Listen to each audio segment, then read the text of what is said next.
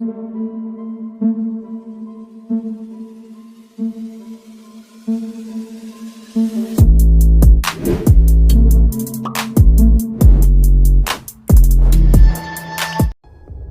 दोस्तों, scary story official में आप सबका स्वागत है। आज की कहानी की तरफ बढ़ने से पहले चैनल को सब्सक्राइब कर लीजिए और अगर कहानी अच्छी लगती है तो प्लीज़ लाइक एंड कमेंट करना मत भूलिएगा। दोस्तों, हवेलियाँ और घर तो आप लोगों ने बहुत देखे होंगे, लेकिन आज की कहानी एक ऐसी हवेली की है जो कि बहुत ही ज़्यादा खौफनाक है। तो देर नहीं करेंगे, कहानी की तरफ बढ़ेंगे। कहानी है एक ऐसी हवेली की जो लगभग 100 से 150 साल पुरानी है।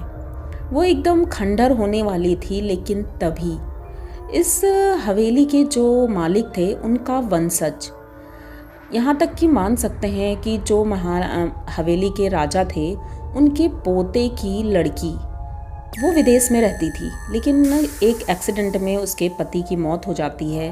उसका नाम था देविका। देविका का एक बेटा है। वो अपने बेटे को लेकर के इंडिया आती है क्योंकि अब विदेश में रहने का कोई मतलब नहीं था। उसका पति नहीं था वहाँ और उसका मन भी वहाँ नहीं लग रहा था क्योंकि पति के जाने के बाद उसकी यादें उसे सता रही थी। इसलिए उसने सोचा कि क्यों ना इंडिया चलते हैं, वहाँ पर हमारी हवेली है, उस हवेली में रहेंगे। पर उसे ये नहीं पता था इस हवेली में आना उसके लिए कितना भयानक हो सकता है।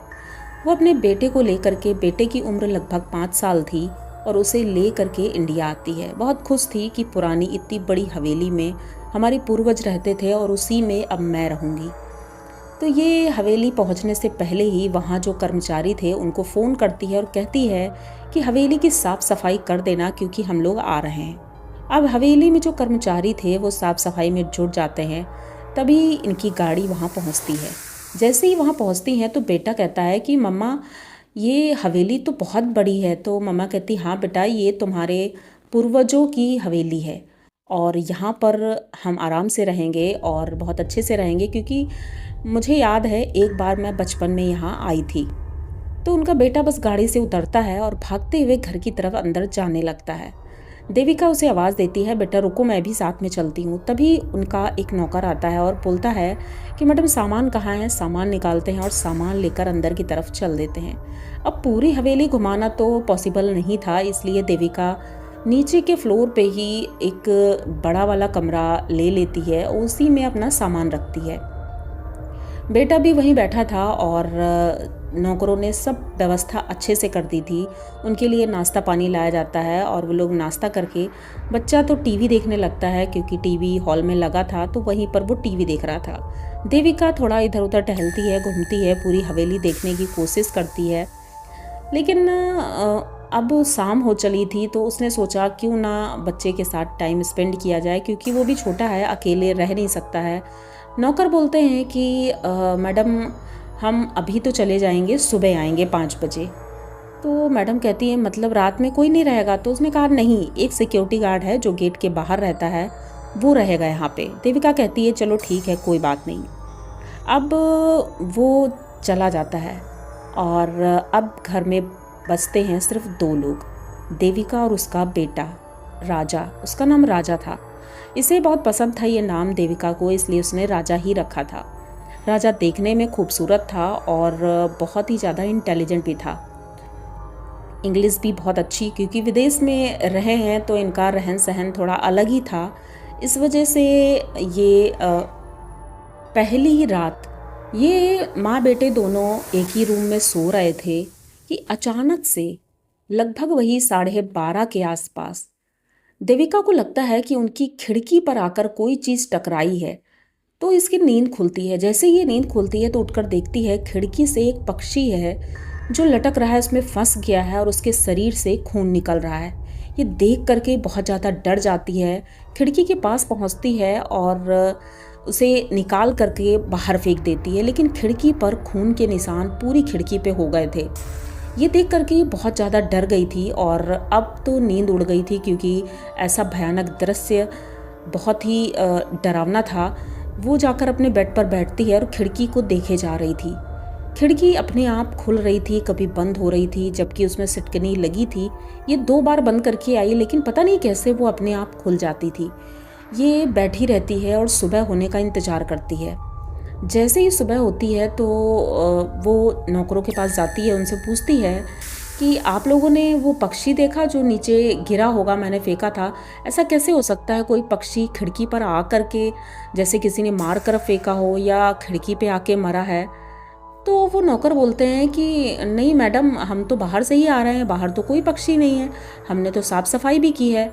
तो मैडम कहती है अरे नहीं, वहाँ पक्षी होगा। अब ये भी जाती बाहर चेक करती है, लेकिन वहाँ पर पक्षी था ही नहीं, और ना ही खिड़की पर कोई खून के निशान थे। ये कैसे पॉसिबल हो सकता है, ये चीज़ देविका को समझ नहीं आ रही थी।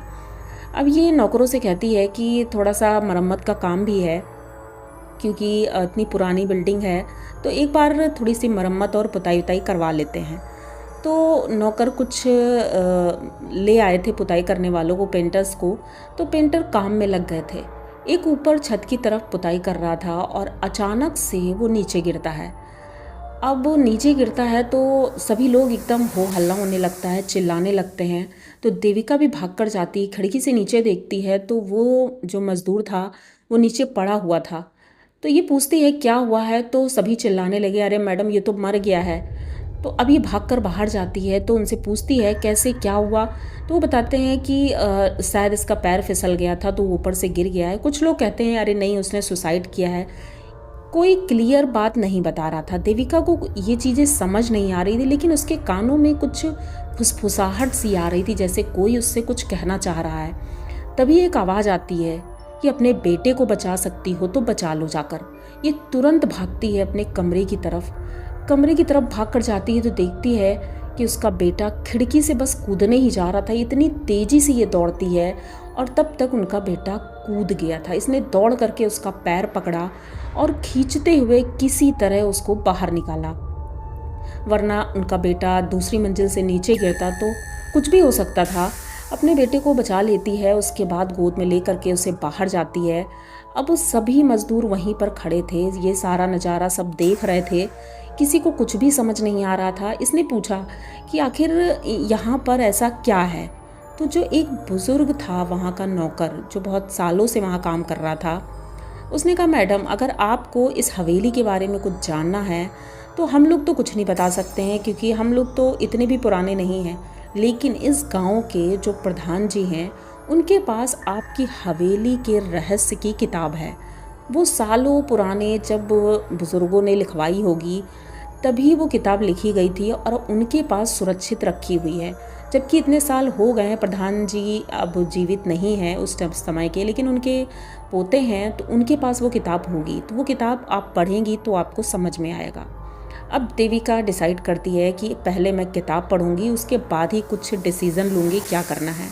तो अपने बेटे को लेकर के ये प्रधान जी के घर जाती है और उनके पोते आते हैं तो उनसे ये बात करती है। तो फाइनली वो किताब इन्हें मिल जाती है। किताब पढ़ना शुरू करती है। बाहर एक पार्क था, उसी पेड़ के नीचे बैठ करके ये किताब पढ़ती है।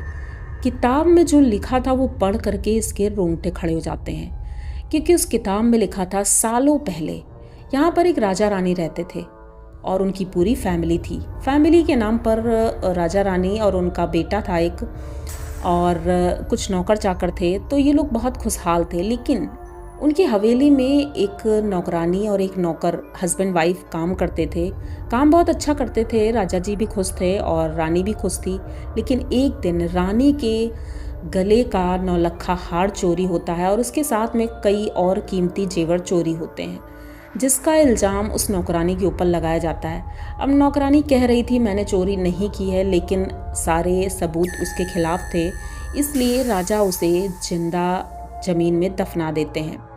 अब उसकी ये सज़ा को देख करके उसका पति बहुत ज़्यादा दुखी होता है और इसी दुख में उसी हवेली में वो आत्महत्या कर लेता है। और उसके आत्महत्या करने के एक हफ्ते बाद घर में एक अजीब अजीब सी घटनाएं होने लगी थी हवेली के अंदर। और राजा जी एक दिन अपनी तलवार साफ कर रहे थे और साफ करते करते पता नहीं उनको क्या हुआ कि अचानक अपनी ही तलवार से अपना गला काट दिया और उनकी भी मौत हो जाती है। जैसे वो उनको मौत होती है, रानी ये देख करके एकदम दहल गई थी। वो अपने बेटे को गोद लेती हैं और तुरंत ही वो घर छोड़ देती हैं। अब घर तो छोड़ देती हैं, वो उनका क्रियाकर्म कर देती हैं, लेकिन उस घर में वो दोबारा कभी नहीं आई। अपने बेटे को लेकर के विदेश चली जाती हैं और इस हवेली के दरवाजे हमेशा के लिए बंद कर दिए जाते हैं। हाँ, कुछ नौकर चाकर आते जाते रहें, काम करते रहें, लेकिन रहने के लिए यहाँ कोई भी नहीं आया। और कहते हैं उन तीनों की आत्मा इस हवेली में आज भी घूमती है, वो किसी को यहाँ रहने ही नहीं देती। इतना सुनते ही देविका बहुत ज़्यादा डर जाती है और वो डिसाइड कर लेती है कि अब मैं इस हवेली में रहूँगी ही नहीं।